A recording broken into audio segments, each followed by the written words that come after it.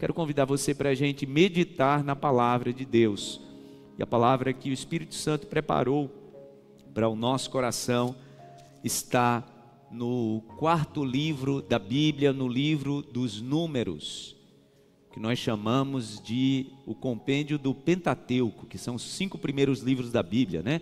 O quarto livro é o livro dos Números, Gênesis, Êxodo, Levítico, Números e depois Deuteronômio. Números capítulo 14, uma passagem muito conhecida de todos nós, e é nessa palavra que meditaremos nesta noite. Números capítulo 14, aquele momento em que os espias voltam depois de 40 dias, né? 40 anos eles ficaram depois andando no deserto, 40 dias de espiarem a terra, daquela expedição que Moisés os enviou. Foram 12 homens, cada príncipe de cada tribo de Israel, e eles passam 40 dias espionando a terra para ver se dava para avançar ou não depois da fronteira, e depois disso eles voltam trazendo o relatório para o líder Moisés, e a palavra diz que o relatório que eles trouxeram foi um relatório especial e maravilhoso. Eles disseram: olha, Moisés, a terra é boa, é como o Senhor falou, é uma terra que mana leite e mel, tem fartura do jeito que Deus disse, a perspectiva é a melhor possível. Se a gente for e conquistar essa terra, é tudo de melhor. Só que não dá para ir, não dá para conquistar a terra, porque lá tem muito gigante. Eles têm cidades fortificadas, eles têm fortalezas, e os gigantes tomam conta da terra, e não dá para a gente avançar. É muito bom o que Deus tem para a gente, o que Deus tem para a gente é maravilhoso, mas não dá para a gente conquistar, porque os obstáculos são gigantescos, e eles não ficam por aí, né? Eles não param por aí. Eles dizem para Moisés: o problema é que esses gigantes nos veem como gafanhotos. Interessante, irmãos, que eles passaram 40 dias espionando a terra e eles não tiveram oportunidade de conversar com nenhum gigante. Então nenhum gigante disse para eles que os viam como gafanhotos, mas eles já tinham imprimido uma fotografia deles mesmos. Isso é terrível, tá? É muito difícil quando o problema não nos disse nada, mas a gente já colocou uma fotografia em nós. Foi o que aconteceu. Eles não tiveram oportunidade de conversar com nenhum gigante, mas o relatório que eles deram a Moisés foi: os gigantes nos veem como gafanhotos, nós diante deles somos como gafanhotos. E a palavra diz que agora eles começam a desmotivar todo o restante do povo de Israel. A palavra diz que naquela noite toda a congregação de Israel, mais de 2 milhões de pessoas, chorava, querendo voltar para o Egito. Aliás, a palavra diz que o plano depois desse relatório já era de eleger um novo líder no lugar de Moisés, e fazer com que esse líder levasse-os de volta, para chegar lá na porta do faraó: a gente voltou para ser escravo. O que faz, né, gente? Uma visão distorcida de nós mesmos. Que perigo faz uma visão distorcida da nossa capacidade. A palavra diz que eles já estavam elegendo um novo líder, não para avançar, tá? O líder que eles estavam elegendo no lugar de Moisés era para recuar e voltar no Egito, chegar lá na porta do faraó dizendo: a gente voltou e a gente quer que você nos aceite de novo como escravos. A palavra diz que houve uma voz dissonante, aliás 2 vozes, né? Dos 12 que tinham ido, 2 destonaram, foram para outro tom e disseram: de jeito nenhum. É a leitura que a gente vai fazer agora. De jeito nenhum, nós não vamos votar com vocês. Aliás, nós concordamos com vocês, a terra é boa, de fato lá é muito próspero, e o Senhor vai nos dar vitória. E essa é a leitura que a gente vai fazer agora. Números capítulo 14. Números capítulo 14, a partir do versículo 6. Olha o que diz a palavra. Josué, filho de Num, e Calebe, filho de Jefoné, dentre os que haviam observado a terra, rasgaram suas vestes. Deixa eu só abrir um parêntese aí, tá, gente? Esse era um ato que todo o povo de Israel, aliás, até hoje, tá? Judeus e árabes têm esse costume quando eles estão muito indignados com uma situação. Eles rasgam as vestes. Quando diz as vestes, não é a veste toda não, tá, gente? É a túnica, o sobretudo, né? Eles sempre usavam uma túnica por cima. Então a palavra diz que eles rasgaram de indignação. E eles pulam no meio daquela congregação e disseram a toda a congregação, a toda a comunidade dos israelitas: a terra que percorremos em missão de reconhecimento é excelente. Se o Senhor se agrada de nós, Ele nos fará entrar nessa terra, onde manam leite e mel, e a dará a nós. Somente não sejam rebeldes contra o Senhor, e não tenham medo do povo da terra, porque nós os devoraremos como se fossem pão. Nós os devoraremos como se fossem pão. A proteção deles se foi, mas o Senhor está conosco. Digam graças a Deus. A proteção deles se foi, mas nós estamos com o Senhor. Foi isso que eles disseram. Não tenham medo deles. Todas as vezes, irmãos, que eu vou preparar uma mensagem, eu gosto de ler o mesmo texto em várias versões da Bíblia, porque isso nos dá um vislumbre maior, mais apurado, né? Mais amplo.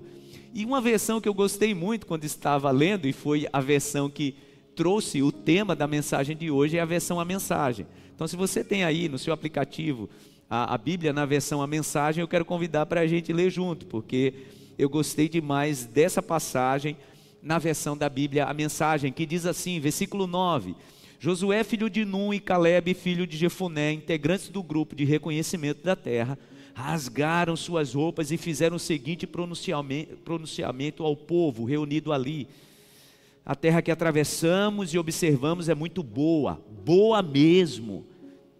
Se o Eterno se agrada de nós, Ele nos fará entrar nessa terra, uma terra em que manam leite e mel, como eles dizem, e Ele nos dará essa terra. Só não se rebelem contra o Eterno, e não tenham medo daquele povo. Eles serão café pequeno para nós. Na versão NVI diz que eles comeriam, né, como se fosse um pão. Na versão a mensagem diz: eles serão café pequeno para nós. Eles não têm proteção alguma, e o Eterno está do nosso lado. Não tenham medo deles. Amém. Você pode aplaudir ao Senhor por isso? O Senhor está do nosso lado e a proteção deles se foi. E eu vou usar esse tema. Tem momentos na nossa vida, irmãos, que exigem de nós, momentos que exigem de nós uma fé mais robusta. Tem momentos na nossa vida que exigem de nós uma fé mais atuante. Tem coisas na nossa vida que a gente consegue, sem empenhar muito a nossa fé, a gente consegue resolver. Quer ver? Por exemplo, todos nós temos em algum momento uma dor de cabeça, todos nós temos em algum momento uma indisposição intestinal. Se você tiver na sua vida, no cotidiano normal, o que você faz? Você vai, pega uma aspirina, você pega um analgésico. Você vai na farmácia, compra um remédio e você toma. Aqueles que costumam fazer isso, eu sempre faço isso, todas as vezes que eu tomo um remédio, seja qual for, eu oro pedindo: Senhor, faz com que esse remédio tenha o efeito para que ele foi preparado, e que eu me livre desse incômodo. Todas as vezes eu faço isso. Entenda, se eu estou com uma dor na cabeça, eu tomo um analgésico e eu oro, nesse momento, observe, a fé que eu estou empenhando não é uma fé que exige muito. Até a minha oração é uma oração num tom normal. Até a minha oração é uma oração onde eu não elevo muito, não vai para aquele patamar que a gente chama de clamor, né? Porque uma coisa é oração, tá, gente? Outra coisa é quando a nossa oração sobe de nível e vai para clamor.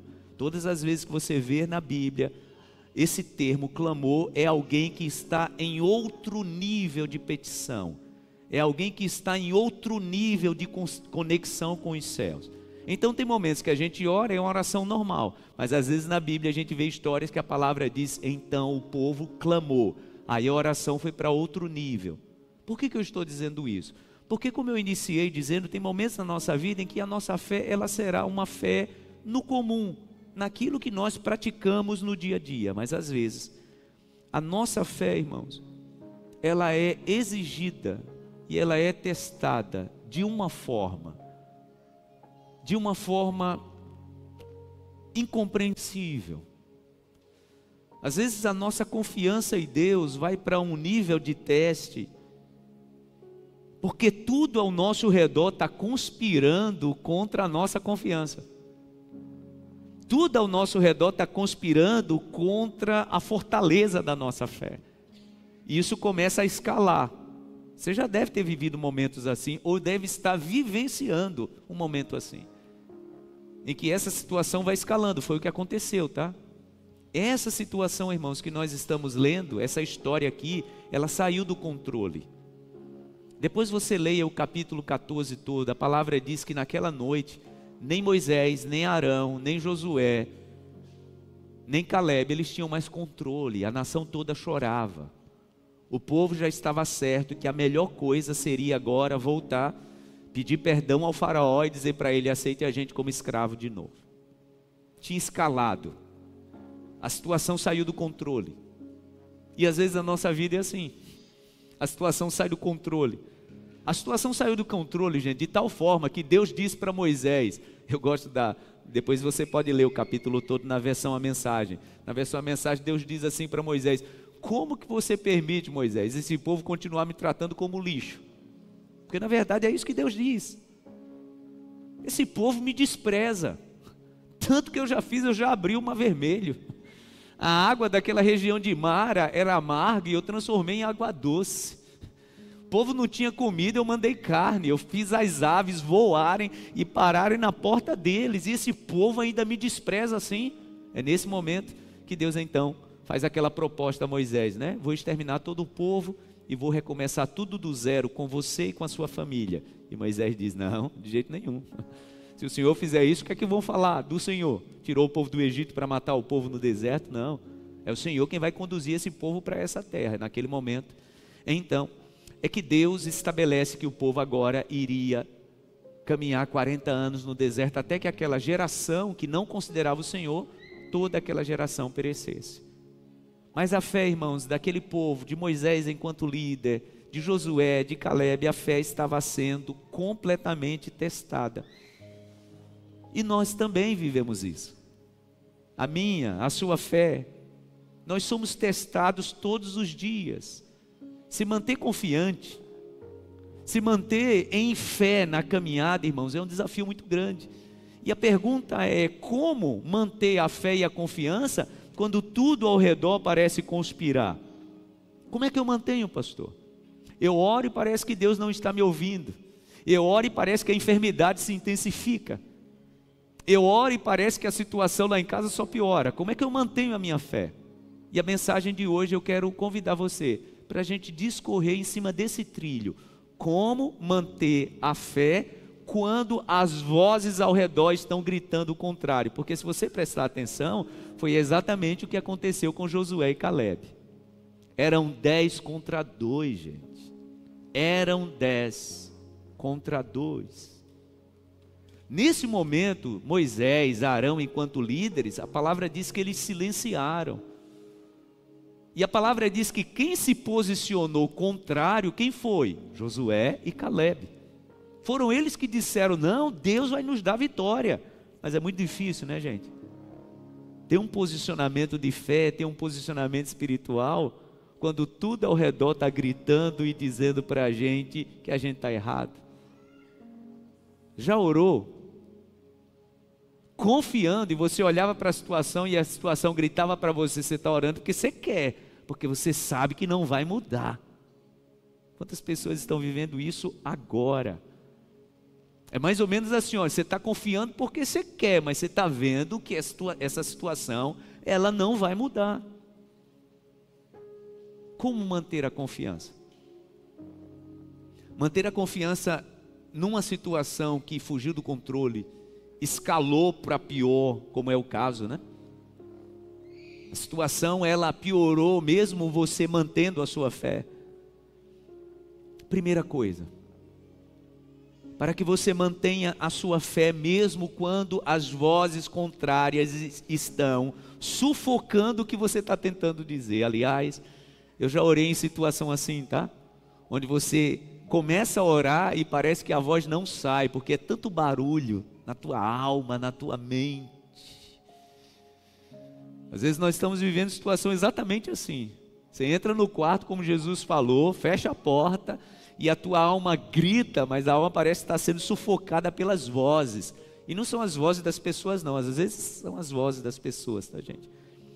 Mas às vezes as vozes mais sufocantes é da nossa mente, da nossa alma, do nosso coração, a voz do maligno, né? Porque ele usa isso também. Ele usa até as vozes das nossas experiências anteriores. Que está dizendo, por que você está clamando? Você lembra daquela situação que você orou e Deus não te respondeu? Isso vai sufocando, né?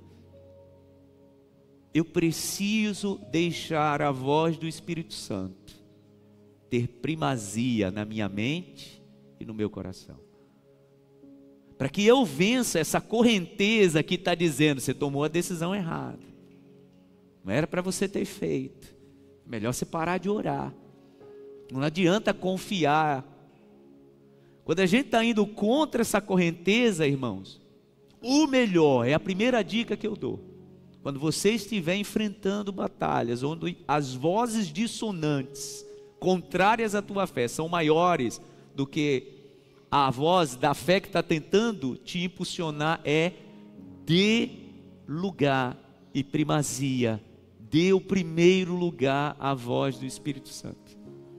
E como é que eu faço isso, pastor? Concentre-se. Eu sempre digo isso em minhas ministrações, que é uma pergunta recorrente da maioria. Como, pastor, que eu sei que é coisa da minha cabeça ou é a voz do Espírito Santo? Concentre-se. No livro do profeta Isaías, eu quero convidar você para a gente ler no capítulo 30, no versículo 18, o profeta Isaías, usado por Deus, dá uma dica para a gente maravilhosa, sobre como concentrar na voz do Espírito Santo. Isaías capítulo 30, versículo 18, olha o que diz a palavra. Deus está falando através do profeta com o seu povo Israel, que estava vivendo uma situação bem delicada e precisava de fato confiar na voz do Senhor.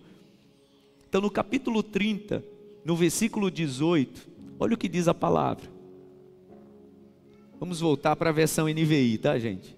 Diz assim a palavra: contudo o Senhor espera o momento de ser bondoso com vocês. Eu acho lindo demais. Deus está dizendo, eu estou esperando o momento certo. Isso quer dizer que vai ter momentos que Deus vai deixar a coisa acontecer. Você consegue compreender isso? Olha o que a palavra diz: contudo o Senhor espera o momento de ser bondoso com vocês. Ou seja, vai ter momento, meu irmão, que Deus vai deixar a correnteza continuar correndo. E Ele vai deixar, porque Ele não nos ama, não, Ele está nos testando. Então a palavra diz que Ele está esperando o momento certo de ser bondoso para conosco. Ele ainda se levantará para mostrar-lhes compaixão, pois o Senhor é Deus de justiça. Isso é maravilhoso. Tem hora na nossa vida que a gente olha para um lado, olha para o outro e diz: Senhor, até quando o Senhor vai me permitir essa injustiça prevalecer? Até quando o Senhor vai permitir toda essa injustiça ter continuidade? A palavra diz que Deus está esperando a hora certa de fazer justiça. Daqui a pouco essa justiça chega na nossa nação, tá, gente? Só é esperar um pouquinho. Só é esperar um pouquinho que a justiça de Deus vai chegar na tua vida, na tua família. O nome de Jeová, quando age assim, é Jeová Tsidkenu. Todas as vezes que Deus se revela como Jeová Tsidkenu, Ele coloca o homem altivo no seu devido lugar. E eu quero liberar essa palavra sobre a tua vida.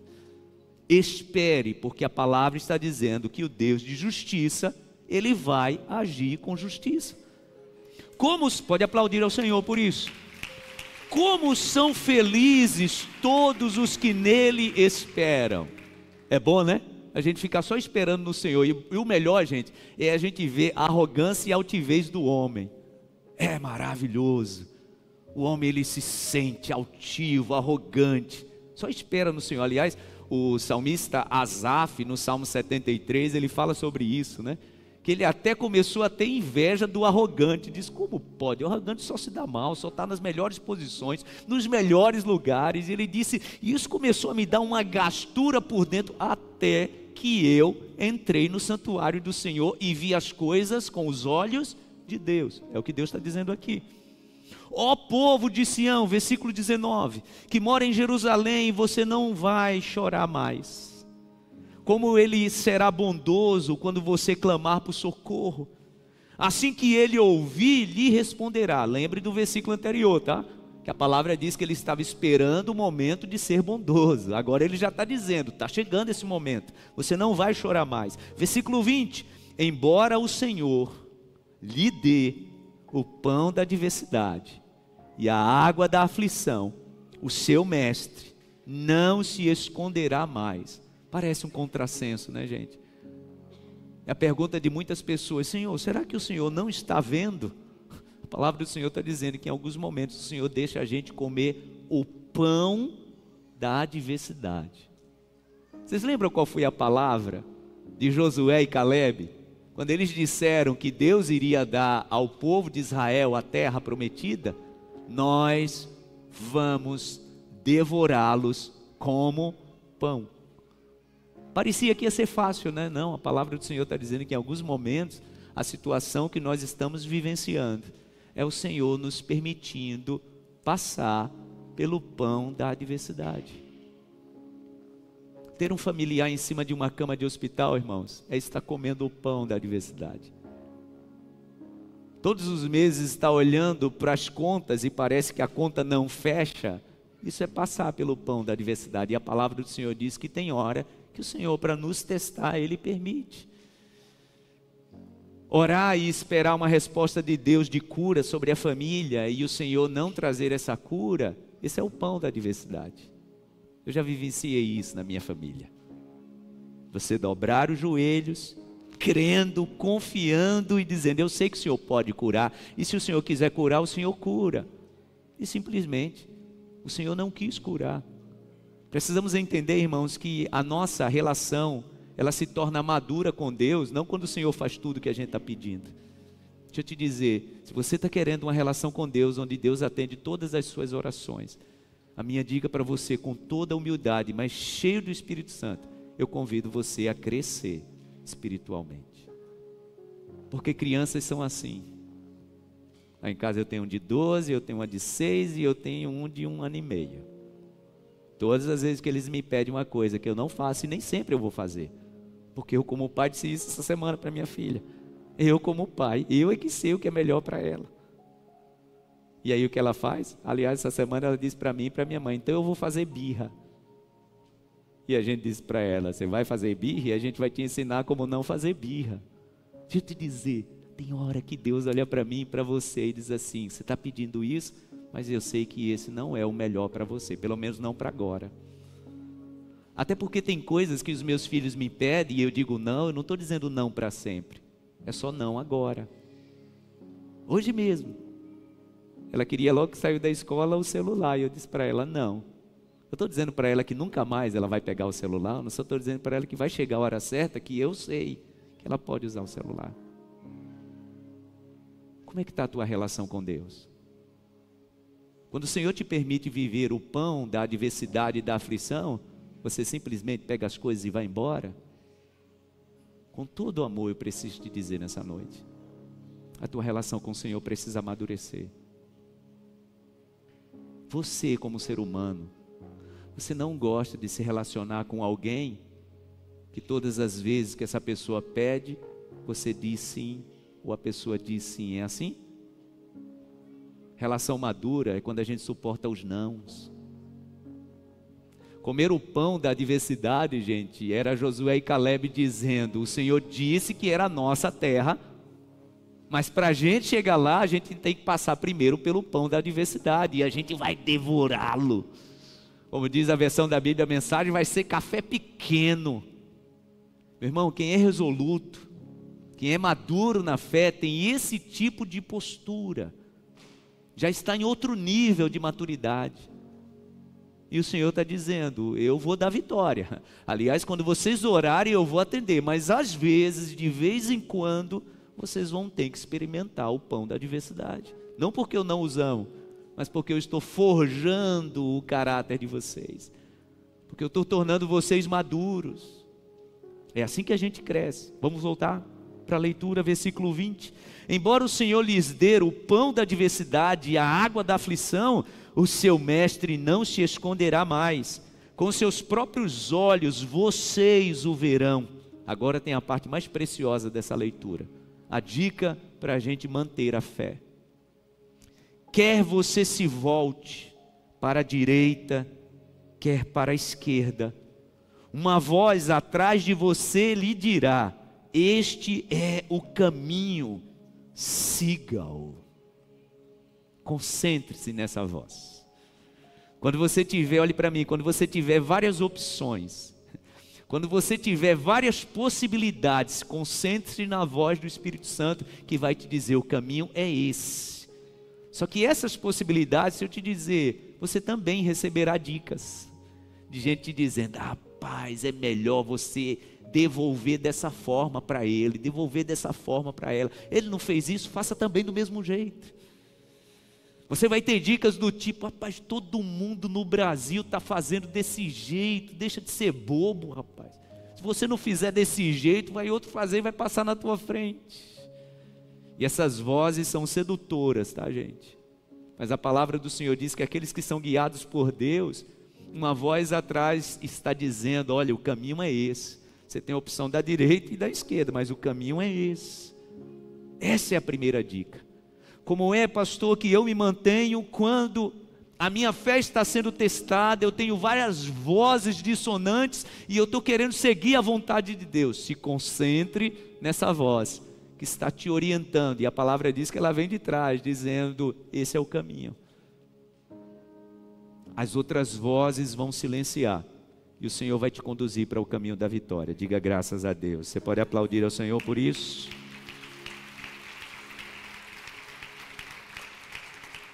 Segundo, eu primeiro preciso me concentrar na voz do Espírito Santo, mesmo que as outras vozes estejam gritando, tá? Como Josué e Caleb, eram 2 contra 10. Eles preferiram se manter fiéis. Segundo, se nós somos guiados pelo Espírito, nós não somos guiados pelo que vemos. Aliás, eu acrescentaria, né? Josué e Caleb não foram guiados pelo que estavam ouvindo. Gente, veja se não é tentador. Você tem uma posição, você tem um conceito determinado, porque o Espírito Santo já te forjou, a palavra de Deus já te ensinou. Aí você chega diante de uma assembleia e você vê 10 pessoas falando o contrário do que você está dizendo, que é o que Deus quer para a tua vida, para a tua família e para o teu futuro. Veja se não é tentador a gente começar a pensar o seguinte, meu Deus, será que eu estou certo mesmo? Está todo mundo indo para ali. Será que eu estou certo mesmo? Gente, Josué e Caleb, eles passaram por esse lugar. Penso que eles, quando eles estavam tentando marcar essa posição, você acha que um não olhou para o outro e disse assim, será que a gente entendeu diferente? Porque às vezes o posicionamento da maioria parece ser a verdade. Quem é crente aqui mais antigo, né? Vai lembrar de um quadro que tinha sempre na sala, na parede da sala dos crentes, né? Quem lembra desse quadro? Era um quadro bem grande que tinha um caminho bem largo.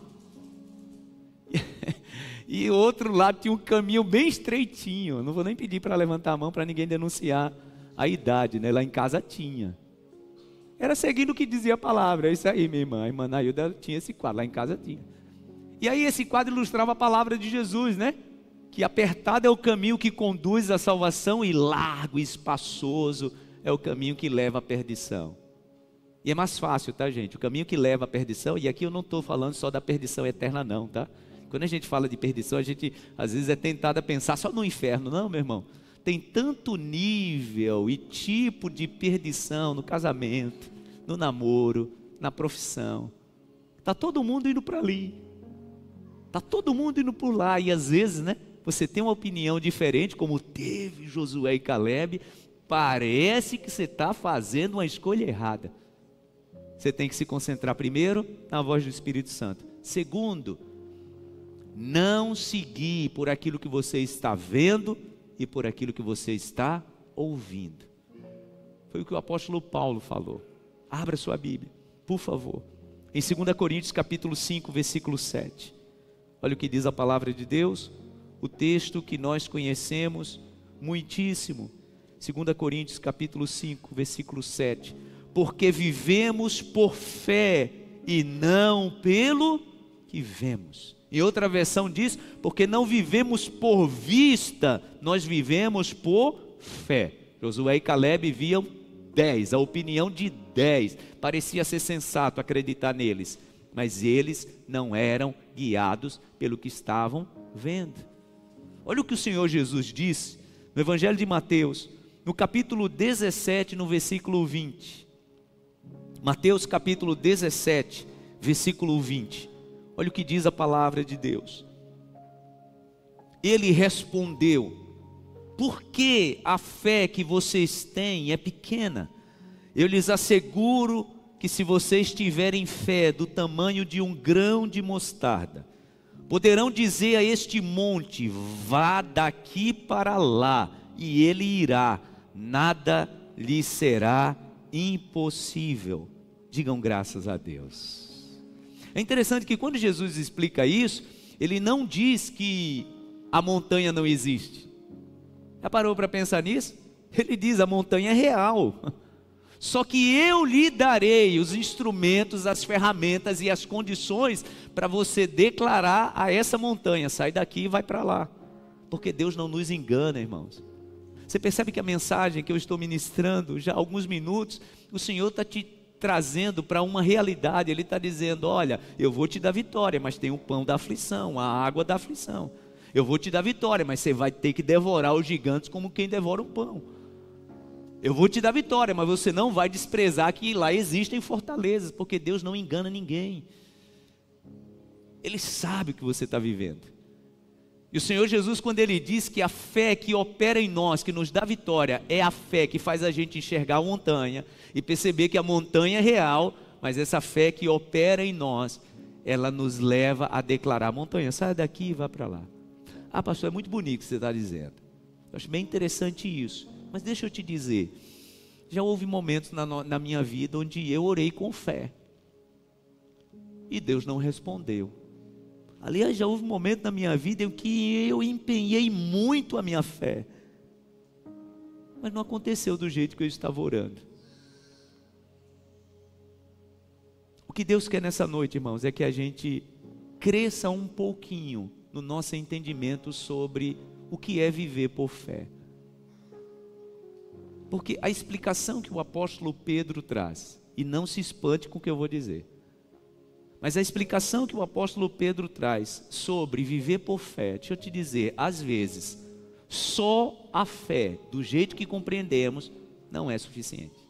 Que é isso, pastor? Você está dizendo que só a fé, do jeito que a gente conhece, não. Porque às vezes, irmãos, a gente confunde fé com algo que a gente só vai acreditar. Isso não é fé, essa é a fé comum, né? Por exemplo, você acredita em alguém, até no que a pessoa diz. Por exemplo, se eu encontrar com o Renato, quando terminar o culto e ele disser para mim: pastor, hoje vai ter jogo do Flamengo e o Flamengo vai ganhar, eu vou acreditar nele, até porque ele é flamenguista e eu também. Você acha que eu não vou acreditar nele? Isso é até normal, né? A fé normal é aquela fé que alguém fala sobre algo plausível e eu empenho a minha crença nessa pessoa. Mas deixa eu te dizer, em momentos desafiadores como aquele que Josué e Caleb estavam vivendo, só a fé não era suficiente. Eles precisavam acrescentar a essa fé outros ingredientes.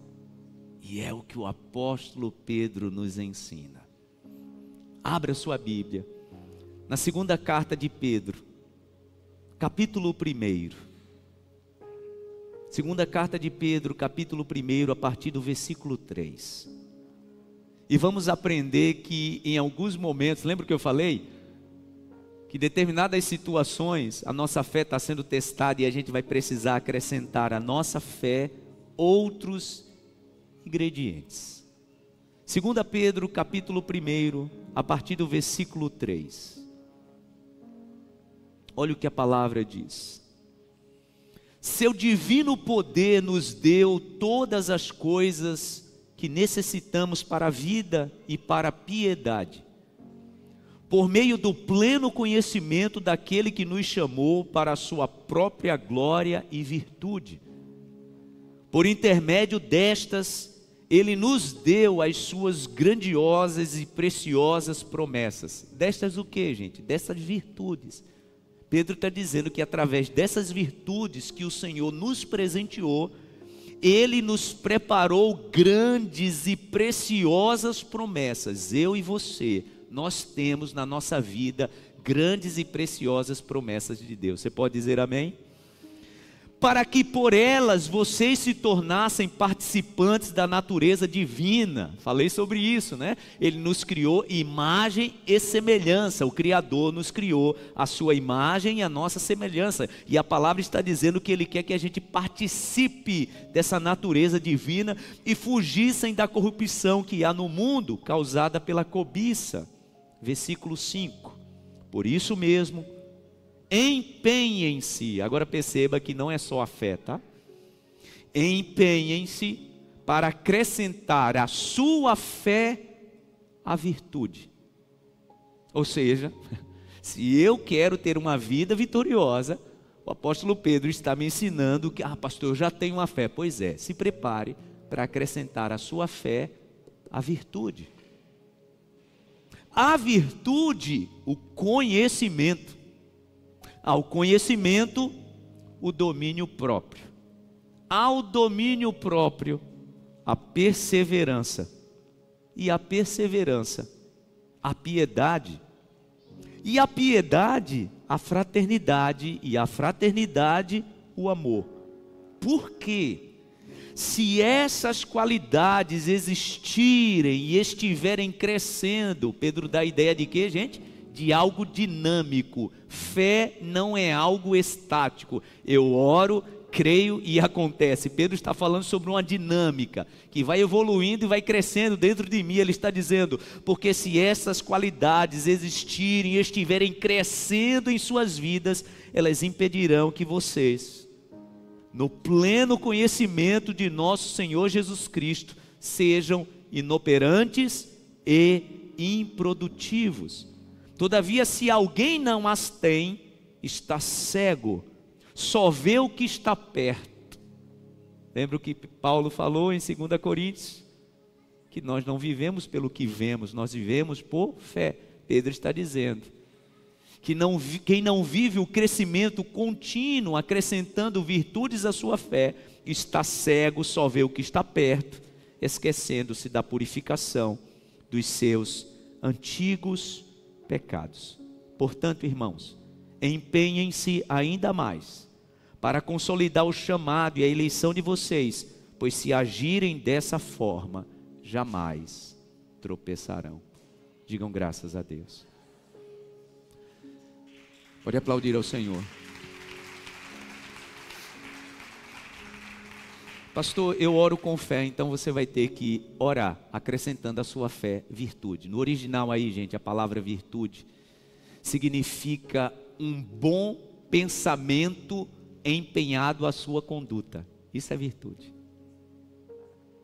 Você já orou com fé?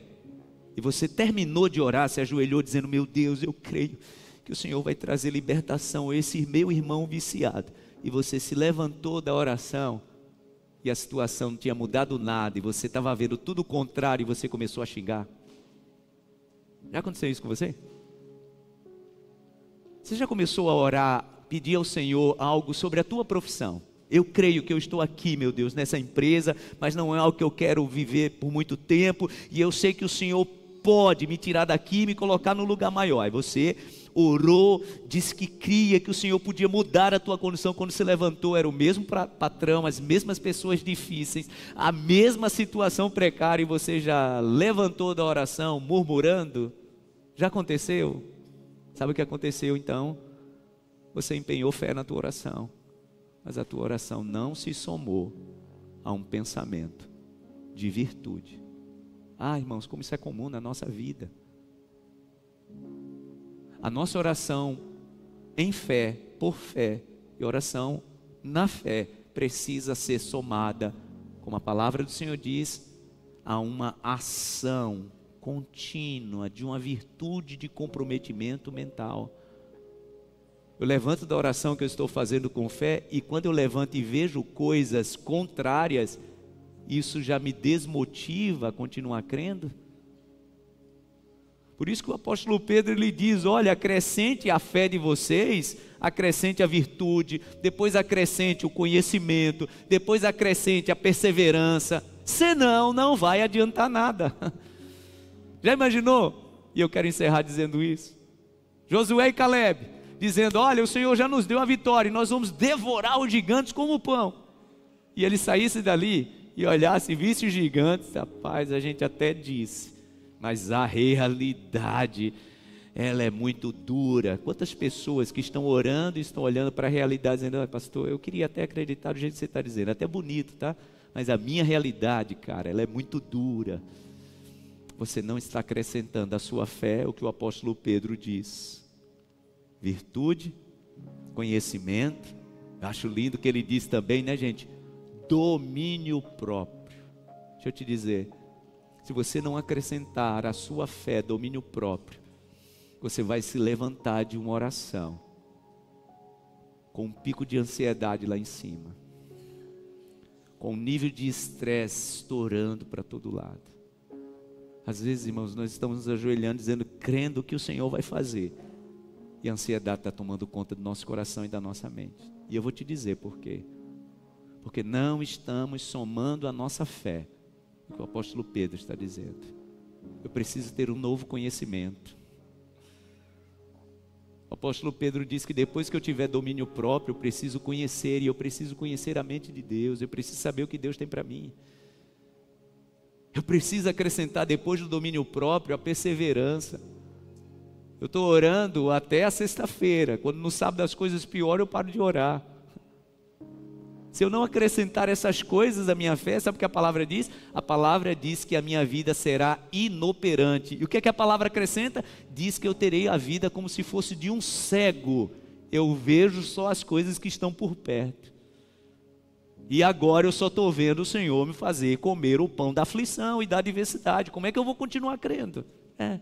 Eu não estou acrescentando à minha fé as outras virtudes. Olhe para a vida de toda pessoa vitoriosa. Essa pessoa continuou perseverando, mesmo enxergando o que estava enxergando. Vamos orar? 40 anos depois desse episódio aqui de Números, a palavra do Senhor diz que somente dois, apenas 2 dos 12, apenas 2 tomaram posse daquela terra. A palavra diz, gente, que o filho de Jefoné, o amigo de Josué, quando ele falou aquilo lá, ele tinha 40 anos, agora ele tinha 80 anos. Gente, uma fé que não é isolada, uma fé que é adicionada, efetuada a outras virtudes, gera isso. A palavra diz que Caleb tinha 80 anos. Ele chega agora diante do seu novo líder, que não era mais Moisés, porque já tinha morrido, agora é Josué, e diz para ele: eu quero aquela montanha. Lembra o que o nosso líder Moisés falou 40 anos atrás? Que eu herdaria, pois eu quero aquela montanha. E é o lugar da terra prometida que mais tem gigante, é lá que eu quero, não vou abrir mão. E ele diz para Josué: eu estou com 80 anos, mas agora eu tenho a mesma disposição que eu tinha quando eu tinha 40 anos. É só você me passar a escritura que eu vou lá com os meus filhos, com a minha família, e nós vamos conquistar. Eu quero é aquela montanha. E foi aquele senhor de 80 anos, a mesma vibração, no mesmo ímpeto, na mesma fé, na mesma perseverança. Ele queria o que Deus tinha prometido para ele. Não abra mão da sua família, não abra mão do seu casamento, não abra mão das promessas que Deus tem para você. Se o Senhor prometeu, Ele vai cumprir. Mas acrescente a sua fé tudo isso que foi ministrado sobre o teu coração. Deus quer te dar um novo entendimento, um novo conhecimento. Deus quer te fazer perseverante. E aquilo que Ele prometeu, Ele vai cumprir. Diga graças a Deus. Fique em pé no seu lugar. Coloque as duas mãos na altura do seu coração. Feche teus olhos. De forma muito sincera, diga ao Espírito Santo neste momento o que precisa ser acrescentado à tua fé nesta noite. Diga ao Espírito Santo. Depois de tudo que você ouviu, você está aí, está dizendo: sim, eu tenho fé, meu Deus. Amém. Louvado seja o nome do Senhor pela sua fé. Mas depois do que você ouviu, o que precisa ser acrescentado à tua fé? É perseverança? É um novo conhecimento? É domínio próprio? É a virtude que significa conduta virtuosa do pensamento? É a piedade que significa devoção a Deus, ou seja, o Senhor prometeu e é Ele quem vai cumprir. Eu não darei ouvido a nenhuma outra voz. O Senhor prometeu e eu sei que Ele vai cumprir. Isso é piedade, é devoção ao Senhor. É isso que você precisa acrescentar à sua fé, porque todo resultado, toda conquista e toda vitória que você espera na tua vida depende disso. Você acrescentar à tua fé virtudes, você acrescentar à tua fé ações. Você entende por que Tiago diz que a fé sem as obras, ou seja, a fé não acompanhada de atitudes, ela é morta. É assim que diz o apóstolo Tiago. Nesta noite o Senhor quer renovar a tua fé. Você vai sair daqui nessa noite com a tua fé renovada, mas o Senhor quer te presentear com outras virtudes. Eu não sei se é um novo conhecimento, eu não sei se é a perseverança que está te faltando, eu não sei se é o domínio próprio. Você está precisando se controlar mais no teu ímpeto. Você é uma pessoa, um homem, uma mulher de muita fé, mas precisa ter domínio próprio. Eu não sei o que é, mas peça ao Espírito Santo nesta noite e diga ao Espírito Santo que Ele vem acrescentar a tua fé. E Ele já está fazendo isso, acrescentando à tua fé outras virtudes. Outras virtudes, meu Deus. Outras virtudes, meu Deus. Todas as vezes que a nossa fé é provada, o Senhor acrescenta a nossa fé outras virtudes. As montanhas e vales, eu creio nisso, meu Deus. Cante essa canção com fé antes de voltar para a sua casa. Antes de chegar na sua casa, você que está em casa, cante isso aí, nesse seu lugar. Levante suas mãos para os céus e declare isso. As minhas provações não são maiores que o meu Deus. O pão da adversidade, a água da aflição não são maiores que o meu Deus. Declare isso. Se diante de mim não se abrir o mar, eu creio assim, meu Deus. Deus vai me fazer andar por sobre as águas, rompendo em fé. Minha vida se revestirá do seu poder, rompendo em fé. Com ousadia vou mover no sobrenatural.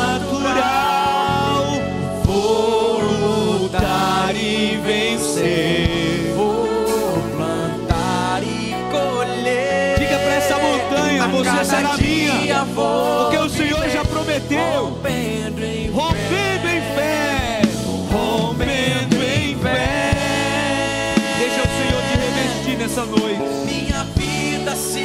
Deixa o Senhor mudar a tua percepção. O novo conhecimento é algo que precisa se somar à nossa fé. Você entende isso? O novo conhecimento. Entenda, tem visões antigas que o Senhor precisa mudar do teu coração. Tem percepções distorcidas que o Senhor precisa mudar do teu coração. É um novo conhecimento. Eu creio, meu Deus, rompendo em fé, rompendo em fé. A minha vida se revestirá de ti. Isso me trará perseverança. Renova a nossa fé nesta noite, meu Deus. Ó Espírito Santo de Deus, eu declaro renovo sobre a vida dos teus filhos. Que venha uma fé, meu Deus, acompanhada de novo conhecimento, domínio próprio, de outras virtudes, de perseverança. Eu creio exatamente assim, meu Deus. Levante as mãos para os céus, rompendo em fé. Se revista do Senhor. Vem sobre nós, Espírito Santo. Vem sobre nós, Espírito Santo. Venha sobre esse teu filho e renove a sua fé. Não podemos sair daqui, meu Deus, no mesmo nível de fé. A tua palavra diz que os teus discípulos pediram: aumenta-nos a fé, acrescenta a nossa fé. Nesta noite pedimos que o Senhor venha somar a nossa fé outras virtudes que temos carência, meu Deus, outras virtudes que temos necessidade. No nome de Jesus. O Senhor é o Deus que faz o milagre. Nós não temos esse poder, meu Deus. O nosso papel é agir por fé. Então nesta noite nós colocamos diante de Ti a nossa fé, a nossa confiança, o nosso olhar, tudo, meu Deus, colocamos diante dos Teus pés e dizemos com confiança: Tu és o nosso ajudador. No Senhor nós confiamos, declaramos que só dependemos de Ti. No nome de Jesus, levante a sua mão direita para o céu e num gesto de fé, feche os teus olhos e diga assim comigo: eu creio, meu Deus, que nesta noite a minha fé está sendo acrescentada, e eu creio que o Senhor está acrescentando à minha fé a virtude. O Senhor está acrescentando à minha fé o conhecimento. O Senhor está acrescentando à minha fé o domínio próprio. O Senhor está acrescentando à minha fé a perseverança. E o Senhor está acrescentando à minha fé a minha devoção completa, total ao Senhor, o meu Deus, o meu Deus. Amém. Aplauda ao Senhor bem forte. Bendito seja o teu nome, Pai. Nós declaramos: o nosso coração está posto em Ti. O nosso coração está posto em Ti. O nosso olhar está posto em Ti. Obrigado, meu Deus. Renova-nos nesta noite. Dependemos tão somente do Senhor. Oh, aleluia.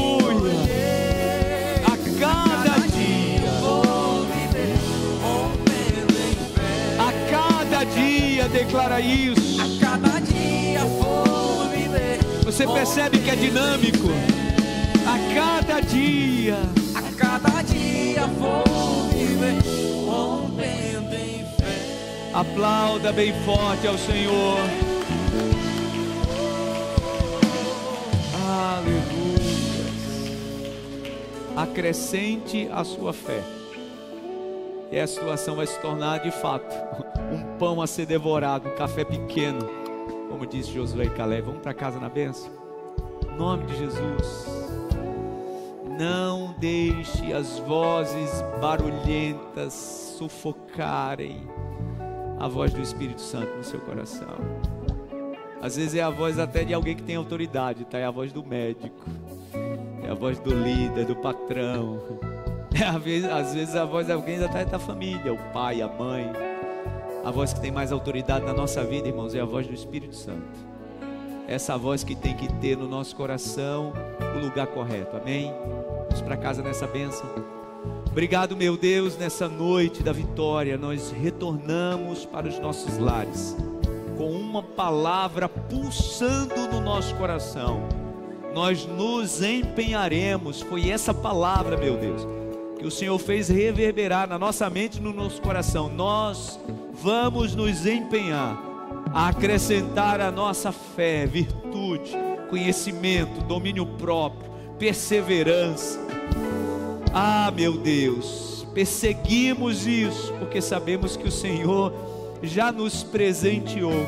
E eu creio que quando dissermos a montanha, ela vai se mover, e se ela não se mover, a tua palavra nos mostra que o Senhor nos dará autoridade, como deu a Caleb, de ir lá conquistá-la, expulsando todos os gigantes. Eu creio nisso. Saímos daqui com o nosso coração renovado, saímos daqui com a nossa mente renovada. Nenhuma sugestão do maligno, nenhuma sugestão do nosso inimigo, meu Deus, vai ter mais poder do que a voz do Espírito Santo, que está gritando atrás de nós, dizendo: esse é o caminho, é esse caminho que nós vamos seguir. O Senhor é o Deus que prometeu, o Senhor é o Deus que vai cumprir. É nessa palavra que vamos perseverar. Obrigado, te agradecemos e nos mantemos firmes às tuas promessas. Te agradecemos por isso. Leva-nos em paz, protegidos, guardados. Dá uma noite de paz, de sono tranquilo e reparador aos teus filhos. Eu oro por essa pessoa, meu Deus, que todas as vezes que se deita, coloca a cabeça no travesseiro, as vozes, aquelas, meu Deus, atordoantes, começam a reverberar na mente, tentando distorcer o que saiu da tua boca, tentando silenciar a voz do Espírito Santo. Eu repreendo isso no nome de Jesus. Que a noite seja, meu Deus, de um sono reparador e da presença do Espírito Santo nesse quarto. Ah, meu Deus, da presença do Espírito Santo nesse ambiente, tornando esse ambiente um ambiente de paz, de descanso, de alívio, no nome de Jesus. É debaixo dessa promessa que nós queremos descansar. Leva-nos em paz. Que a graça do Senhor e Salvador Jesus Cristo, o amor de Deus, o nosso eterno Pai, a comunhão e a consolação do divino e eterno Espírito Santo esteja, permaneça sobre todos, hoje e sempre. Amém, amém e amém. Aplauda ao Senhor bem forte. Ouça a voz do Espírito Santo. Deus abençoe, vai em paz, uma noite abençoada a todos. Deus abençoe sua família.